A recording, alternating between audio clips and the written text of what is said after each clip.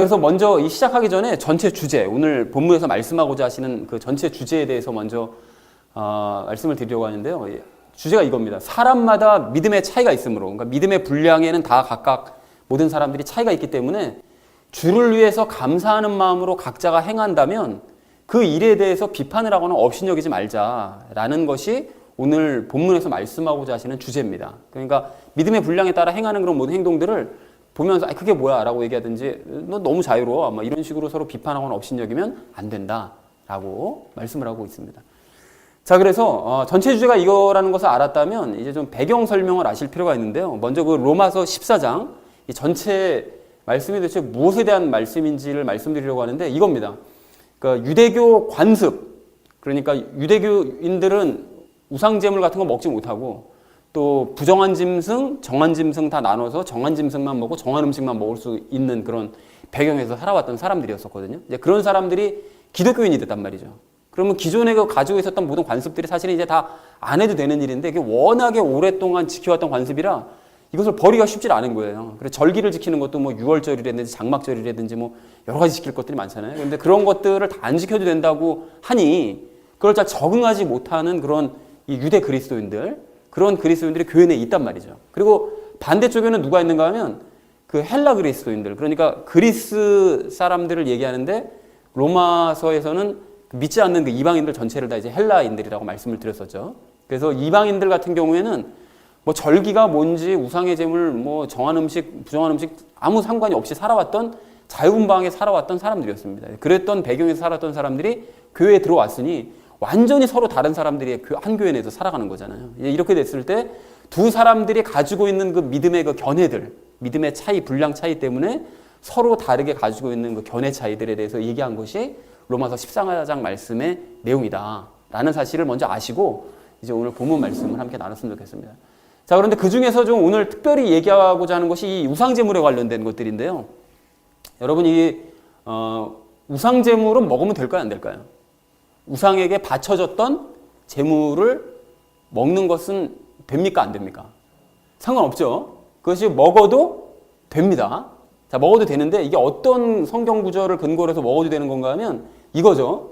무엇이든지 고기 시장에서 파는 것은 양심을 위해 아무것도 묻지 말고 먹으라 이렇게 말씀하세요. 그러니까 고린도전서 10장 25절. 그러니까 과거 우리가 고린도전서 나눴을 때 8장하고 10장에서 우상의 제물에 대해서 말씀을 나눴었는데 이게 무슨 소린가 하면 고기를 파는 그 시장에서 그 고기 파는 사람들이 지금으로 하면 정육점이죠. 거기서는 일반 고기를 도축한 고기를 팔기도 했지만 우상에게 바쳐졌던 재물을 싼 값에 갖고 들어와서 이윤을 많이 남겨 먹으려고 갖고 들어와서 이걸 막 섞어서 이제 팔았던 거예요. 근데 그것을 이제 유대인들 같은 경우는 우상에게 바쳐졌던 재물을 먹으면 안 된다고 생각하고 있었기 때문에 시장 나가면 항상 물어보는 거죠. 이게 우상에게 바쳤던 재물로 바쳤던 거냐? 어떤 게 그 도축한 거냐? 이거를 물어봐가지고 도축한 것만 자꾸 먹으려고 하니까 이 바울이 얘기하기를 그러면 이제 그 사람의 양심이 찔릴 거잖아요. 파는 사람 입장에서. 그러니까 그 사람의 양심을 위해서 너희는 우상제물 먹어도 상관없으니 그리스도인들은 먹어도 상관없으니까 그 사람의 양심을 찔리게 할 것 없이 그냥 아무것도 묻지 말고 너는 그냥 먹어도 된다 라고 얘기를 했다라는 것이죠. 그래서 우상의 제물은 먹어도 상관이 없는 게 맞습니다. 자, 맞는데 근데 이거로만 그냥 간단하게 끝나면 좋지만 사도들의 회의 결과, 그러니까 사도들끼리 모여서 뭐 할례를 받아야 됩니까? 말아야 됩니까? 뭘 절기는 지켜야 됩니까? 안 지켜야 됩니까? 이런 거 가지고 선교를 다니다 보니까 막 여러 군데서 시끄러운 얘기가 자꾸 나오니까 모든 사도들이 예루살렘에 모여서 회의를 했거든요. 회의한 결과 이런 결정을 내렸었어요. 우상들에게 바친 음식, 피와 목매어 죽인 것, 음행을 너희가 멀리해라. 그러니까 우상제물 먹지 말고 피 마시지 말고 목매어 죽인 그런 짐승들 먹지 말고 음행을 하면 안 된다라고 말씀을 하시더라는 것이죠. 그러면 먹어도 된다고 그랬는데 사도들이 회의한 결과는 먹지 말라고 또 말씀하시잖아요. 그러면 어떻게 해야 되는 거죠? 그리고 또 하나가 있습니다. 이 바울도 고린도 전서에서 최종적으로 뭐라고 얘기를 했는가 하면 이렇게 얘기하죠. 나는 세상이 서 있는 한 고기를 먹지 아니하여 내 형제가 실족하지 아니하게 하리라. 그러니까 세상 끝날 때까지 나는 그냥 고기 차라리 안 먹겠다는 거예요. 우상에 바쳤던 재물을 안 먹겠다라고 선포를 해버립니다. 자, 그러면 분명히 먹어도 된다라고 사도 바울이 본인 입으로 얘기를 해놓고 나는 안 먹겠다 이래버리니 그러면 먹어야 됩니까? 안 먹어야 됩니까? 도대체 이게 뭐 어떻게 하라는 얘기죠? 도대체 어떻게 하라는 얘기입니까? 그래서 고린도전서 말씀 고린도전서 8장과 10장 말씀을 이제 본 사람들이 서로 다른 해석들을 막 해요. 그래서 먹어도 된다. 또 어떤 사람은 먹으면 안 된다. 중간에 보면 막 너희가 귀신과 교제하면 안 된다고 막 말씀하시지 않냐? 막 이러면서 서로 각각 주장을 하는데 어떤 게 결론인가 하면 바로 이게 결론입니다. 우상은 우상일 뿐 실제로는 존재하지 않는 거예요. 고린도전서에서도 이 얘기를 하는데요. 사람들이 우상이라는 걸 만들어놨지만 실제로 그 우상이라는 게 이 세상에서 존재하느냐, 또 우상과 관련된 신이 실제로 존재하느냐, 전혀 그렇지 않다라는 거죠. 그런 건 없다, 허상이라는 거예요. 하나님 외에는 다른 신이 없다라는 것이죠. 그러니까 우상에게 바친 재물은 사실 그냥 아무것도 아닌 허상에게 줬다가 그냥 다시 꺼내온 것이기 때문에 그냥 음식일 뿐이라는 거예요.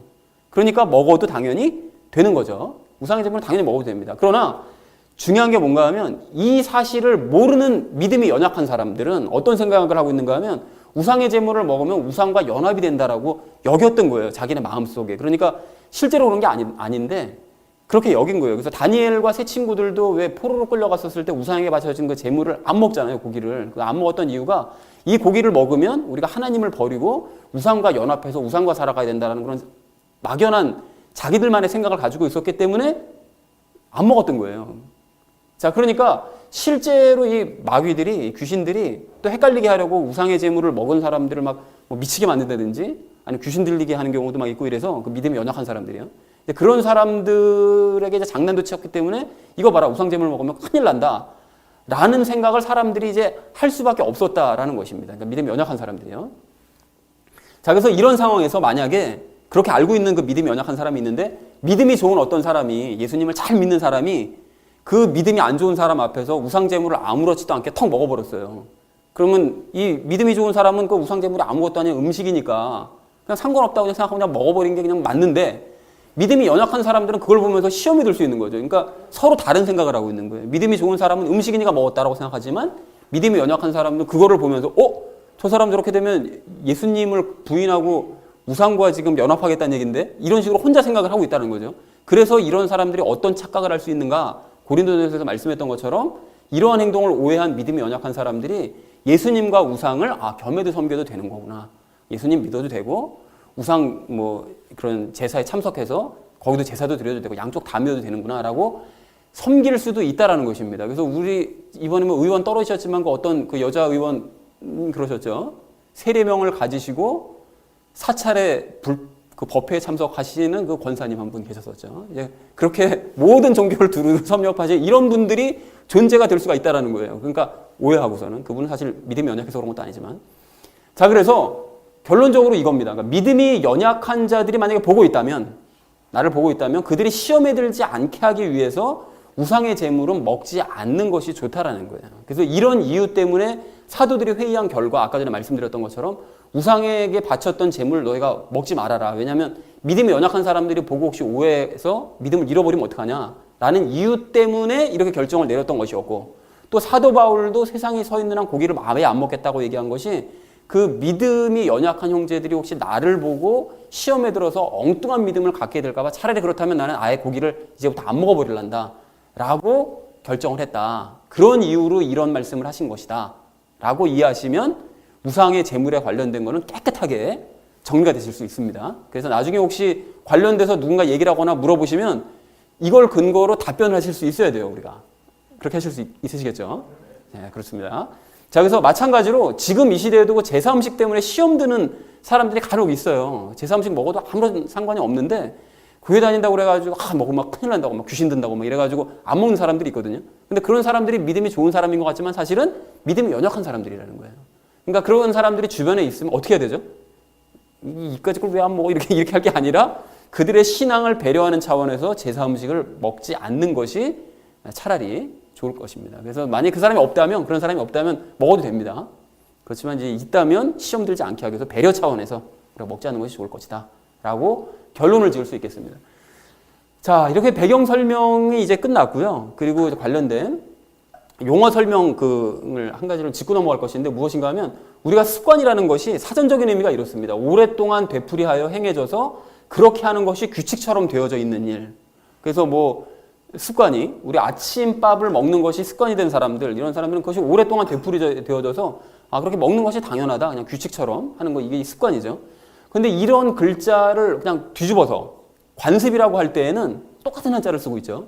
근데 의미가 우리나라에서는 의미가 좀 다르게 받아들여집니다. 사회 내부에서 역사적으로 성립 발달하여 정착되어 온 상습적이고 전통적인 행동 양식. 그러니까 그 관습은 그 어떤 단체에 해당되는 습관이라고 볼 수 있고, 그냥 이 습관은 개인에게 해당되는 어떤 습관이라고, 이렇게 두 가지 용어를 좀 구별해서 볼 필요가 있다라는 사실을 좀 짚고 넘어갔으면 좋겠습니다. 이제 잠시 후에 설교할 때도 관련된 내용을 이제 헷갈리지 않게 하기 위해서요.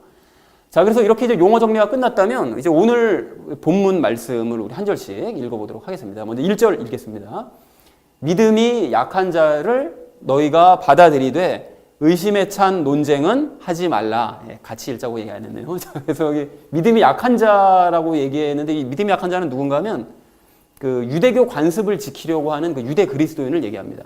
그러니까 이 사람들이 연약해서 아직까지 유대교 관습을 다 지켜야만 한다라고 생각하는 바로 그런 사람들이요. 그런 사람들을 너희가 받아주라는 거예요. 그렇게 믿음이 연약해서 그건 어쩔 수 없이 하는 일이니까 받아주라는 거죠. 그리고 의심에 찬 논쟁은 하지 말라고 그랬는데, 그 사람들이 이렇게 어떻게 예수님을 믿고도 아직까지 과거의 관습에 얽매여서 이런 행동을 하고 있나, 정말 믿음이 없구나라고 생각하면서 의심하면서 그런 사람과 논쟁을 하지 말아라. 불쌍히 여겨줘야 된다라고 얘기를 하는 거죠.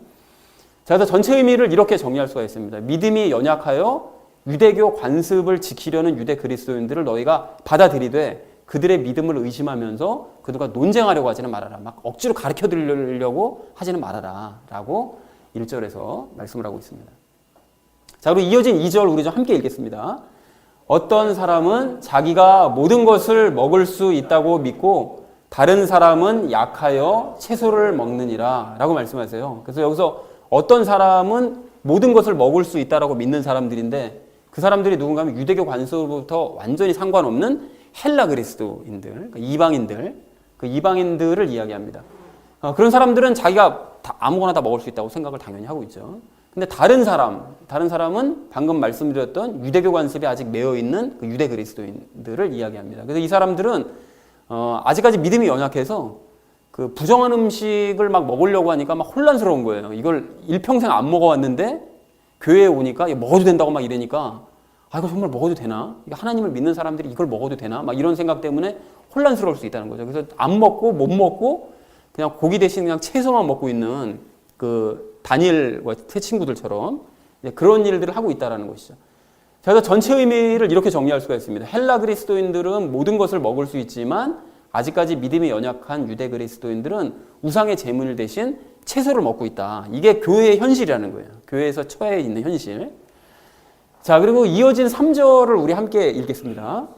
먹는 자는 먹지 아니하는 자를 업신여기지 말고 먹지 아니하는 자는 먹는 자를 판단하지 말라. 하나님께서 그를 받으셨느니라. 라고 말씀하세요. 여기 보면 먹는 자라는 것은 뭐 우상의 제물이고 모두 상관없이 먹는 자. 그러니까 우상의 제물을 거리낌 없이 먹는 헬라 그리스도인을 얘기하고, 먹지 아니하는 자라는 건 방금 말씀드렸듯이 그 우상의 제물을 꺼리는 그 유대 그리스도인을 얘기하는데, 그렇게 우상의 제물을 먹지 못하는 그런 유대인들을 보면서 이방인들 너희가 업신여기지 말라는 거예요. 한심하게 저것도 못 먹냐? 이렇게 업신여기지 말라는 거죠. 그리고 반대로 먹지 아니하는 자, 그러니까 유대인들은 먹는 자, 헬라인들을 판단하지 말라는 거예요. 저것들은 어떻게 하나님을 믿는다고 하면서 우상의 제물을 덥석덥석 막 먹냐? 이렇게 판단하지 말라는 거예요. 서로가 업신여기거나 판단하지 말라는 거죠. 자, 그래서 이렇게 방금 말씀드렸듯이 자유하지 못한 그 모습을 업신여기지 말라고 말씀하시는데, 하나님께서 그를 받으셨다는 거예요. 누구를요? 헬라 그리스도인들, 이방인들을 하나님께서 믿는 자들은 다 받아주셨기 때문에 그 사람들을 막 판단하면서 저것들 저렇게 우상제물 먹다가 구원도 못 받지, 이렇게 함부로 판단하거나 생각하지 말라는 거죠. 하나님께서 그를 이미 받아주셨다라는 것입니다. 자, 그래서 전체 의미를 이렇게 정리할 수가 있습니다. 우상의 제물을 먹는 헬라 그리스도인들은 먹지 않는 유대 그리스도인들을 업신여기지 말고, 반대로 유대 그리스도인들은 헬라 그리스도인들이 우상 제물을 먹는다 하여 판단하지 말아라. 하나님께서 그들을 이미 구원하셨기 때문에 그들을 함부로 판단할 게 아니다라고 말씀하고 있습니다. 서로가 서로를 비방하지 말라는 거죠. 자, 그리고 이어진 4절을 우리 좀 함께 읽겠습니다. 다른 사람의 종을 판단하는 너는 누구냐? 그의 서거나 넘어짐이 그의 주인에게 달려 있은즉 참으로 그가 세워지리니 하나님은 능히 그를 서게 하실 수 있느니라. 라고 말씀하십니다. 여기 맨 위에 있는 윗줄에 다른 사람의 종을 판단하는 너는 누구냐라고 되어 있는 이것은 비유의 말씀입니다. 이게 무슨 비유냐면 남의 종의 상태에 대해서 이러쿵저러쿵 판단할 필요가 없다는 거예요. 그러니까 다른 사람이 어떤 종이 우리 집 종과는 다르게 어떤 특정 일을 하는 방식에 있어서 우리가 하는 방식과는 다르게 일을 해요. 그럼 그걸 보면서 왜 저 따위로 일을 해? 라고 이러쿵저러쿵 남의 종에 대해서 뭐라고 할 필요가 없다는 거예요. 왜냐하면 그 종은 그 집 주인한테 명령받아가지고 그 일을 하고 있다는 거예요. 그러니까 그 집 주인이 명령한 거대로 그대로 수행하는 거니까 종에게 대해서 뭐라고 할 필요가 없다는 거죠. 마찬가지로 무슨 얘기를 하고 싶은 걸까요? 헬라인들이 우상의 제물을 먹을 수 있고 아무거나 다 먹을 수 있는 것은 하나님께서 그렇게 하라고 명령하셨기 때문에 걔네들은 그렇게 하는 것이므로 그거에 대해서 이러쿵저러쿵 판단을 해서는 유대인들 너희가 판단해서는 안 된다라고 지금 바울이 얘기하고 싶은 것입니다. 자, 그래서 주인에게 달려있다고 얘기하죠. 종의 행동은 주인의 명령에 달려있다는 거예요. 자, 그래서 참으로가 세워진다고 얘기하는데 헬라 그리스도인들이 우상의 제물을 먹어도 구원을 받을 수 있다는 거예요. 왜냐하면 하나님께서 우상의 제물을 먹어도 된다고 말씀하셨으니까 그들은 명령에 따라서 그냥 그렇게 할 뿐이니까 그리고 구원을 받는 거니까 너희가 판단하지 말라는 거죠. 자, 그래서 4절 전체 말씀을 이렇게 정리할 수가 있는데요. 종의 행동은 주인에게 달려있으므로 다른 사람이 왈가왈부할 필요가 없듯이 헬라 그리스도인들이 우상의 제물을 먹는 것을 너희가 함부로 판단하지 말아라. 하나님께서 그들을 구원하셨고 그렇게 하라고 명령을 하셨기 때문에 너희는 그에 대해서 뭐라고 할 필요가 없다라고 바울이 단호하게 얘기합니다. 자, 그리고 이어진 5절을 우리 함께 읽겠습니다. 어떤 사람은 한 날을 다른 날보다 귀히 여기고 다른 사람은 모든 날을 같게 여기나니 각 사람은 자기 마음에서 완전히 확신할지니라 라고 말씀하시는데 여기서 어떤 사람은 그 날을 귀히 여기는 사람이니까 당연히 유대인이겠죠.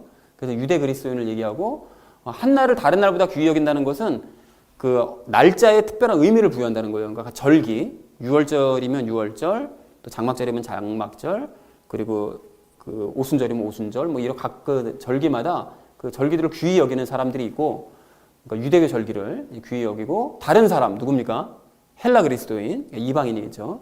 헬라 그리스도인 이방인들은 모든 날을 다 같게 여긴다는 거예요. 이날 저날 중요한 날이 뭐 있냐, 다 똑같은 날이지라고 생각한다는 거죠. 유대인들은 특히나 이제 안식일을 굉장히 중요하게 여겼기 때문에 토요일 날 이거 안식일을 지금도 지켜야 되는 거 아니냐 막 생각을 하고 있었는데 헬라 그리스도인들은 주님께서 부활하신 일요일이 더 중요하지 토요일이 그까짓 게 뭐가 중요해?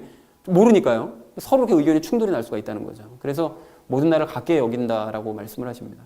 그래서 각 사람은 자기 마음에서 완전히 확신하라고 말씀하시는데 그 바울이 얘기하고 싶은 게 이겁니다. 그러니까 유대인들이 절기를 중요하게 여기는 것도 중요하고 또 헬라인들이 그걸 모르고 그냥 자유하게 사는 것도 중요하다. 그리스도 안에서는 둘 다 중요하다. 그러니까 너희가 각각 그렇게 행동을 하고 있다면 너희가 그렇게 여기는 이유를 알고 확신을 품어라 라고 얘기를 합니다. 그러니까 절기를 중요하게 여기지 않는 사람들은 왜 자기가 중요하게 여기지 않는지에 대한 확고한 마음을 가지고 확신을 품고 또 절기가 중요하지 않다라고 자유롭게 생활해도 된다고 생각하는 사람은 그리스도 안에서 왜 중요하지 않은 것인지를 확실하게 알고 확신을 가지고 그렇게 생활을 하면 된다라고 얘기하고 있더라는 것이죠. 그래서 이것에 대한 자세한 내용은 잠시 후에 제가 설명을 드리겠습니다.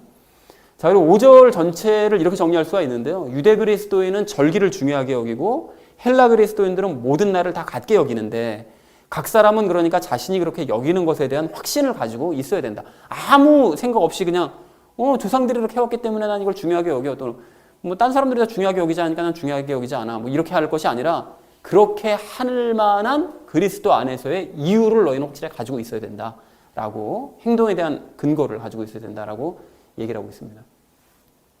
자, 마지막 6절 말씀을 좀 우리 함께 읽도록 하겠습니다. 나를 중히 여기는 자도 주를 위해 중히 여기고 나를 중히 여기지 아니하는 자도 주를 위해 중히 여기지 아니하며 먹는 자도 주를 위해 먹나니 이는 그가 하나님께 감사드리기 때문이라. 먹지 아니하는 자도 주를 위해 먹지 아니하며 또한 하나님께 감사드리느니라 라고 말씀하시는 게 너무 길어서 이제 반을 잘라서 정리해 봤습니다. 여기서 나를 중히 여기는 자도 주를 위해 중히 여긴다고 되어 있는데 유대인들이 이 절기를 중요하게 여기는데 그들은 주님을 위해서 중히 여긴다는 거예요. 이게 무슨 소린가 하면 그리스도 때문에 절기를 중요하게 여긴다는데 어떻게 중요하게 여기냐. 가령 6월절을 유대인들은 계속 지키고 있었잖아요.